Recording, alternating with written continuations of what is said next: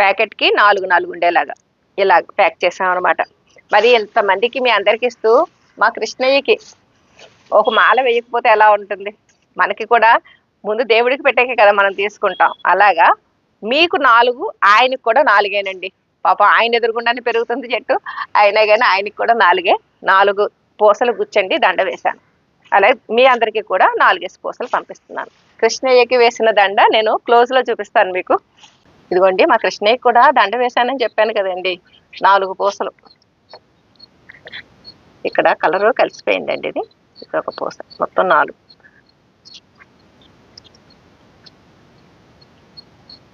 చిట్టి దండ మా కృష్ణయ్యకి. ఆ వేళంతా కూడా మేము ఉదయం 8 నుంచి రాత్రి 10 వరకు కూడా ఎన్ని ప్యాక్ చేసుకోవడం, అసలు ఏంటి విత్తనాలు ఎలా ప్లాన్ చేయాలి ఇవన్నీ అనుకోవడం, అవన్నీ మళ్ళీ లిస్ట్ అవుట్ చేయడం, ఈ గూగుల్లో వచ్చిన మెసేజ్లన్నీ ఎక్సెల్ షీట్ రెడీ చేసి దాంట్లో ఎక్కించడం, మళ్ళీ అడ్రస్లు రాయడం, ఇదంతా కూడా కొంచెం టైం టేకింగే. ఎందుకంటే నేను హౌస్ వైఫ్నండి. ఇంట్లో నాకు బాధ్యతలు ఉంటాయి. అలాగే గార్డెన్, యూట్యూబ్ ఛానల్, పక్కనే గుడి, ఆ గుళ్ళో దైవ కార్యాలు. నెక్స్ట్ 15 రోజులు నేను కొంచెం బిజీ అండి. ఆ 15 రోజులు తర్వాతే నేను మళ్ళీ పోస్ట్ చేయడం స్టార్ట్ చేస్తాను. ఆల్రెడీ స్టార్ట్ చేశాను. ఇప్పుడు కొన్ని రెడీగా ఉన్నాయి, పంపిస్తాను.